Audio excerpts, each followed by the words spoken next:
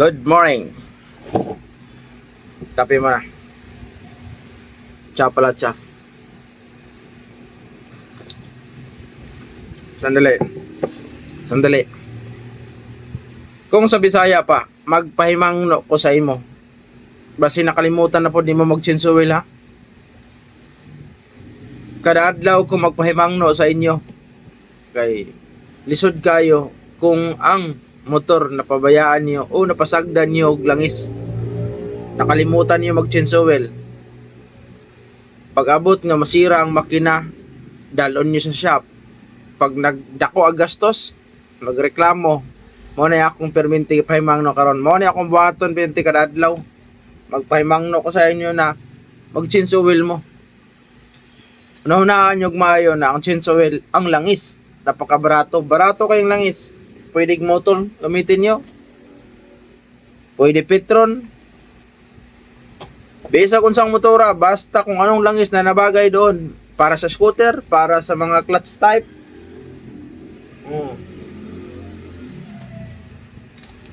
Shellman or mainok, mo platinum. Basta nga akong paimangno. Ang langis ayaw nyog kalimti. Kay 300 pesos ra kapin.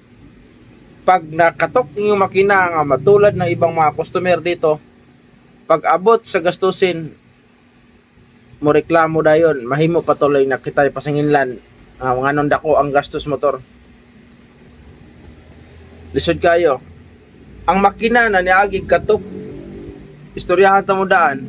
Basta ang makina ni niagi og katok, palitan na dapat tanan yan. Niagi og katok. Niagi ka hubas ang langis ba? Palitan jud unta og parts tanan. Palitan tanan og parts. Ang ibili na mga crankcase na lang. Mo na nga lisod.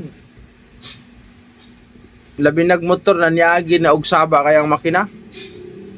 Kinahanglan na yun siya pamalitan.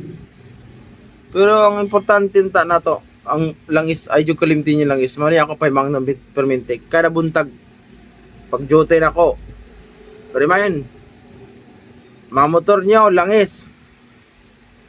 Magtsa muna tayo. Maura to ha. Kada adlaw na. Para sa inyo na. Kay lisod kayo mo gastos motor. Ako gani nga mekaniko. Ako gani nga chef owner. Bisag daghang ko mga parts. Bisag nakakompleto tayo mga parts para sa akong service. Pero di ko gustong na masira akong motor nga no. Mugastos man gyapon ka. Di ba? Kung ino ato nga ay wala, barya-barya lang sa gastos motor. Bisa na. Di ba lalim magtrabaho kapoy biya. Di ba? Mayo amping eh. Mas mayo amping.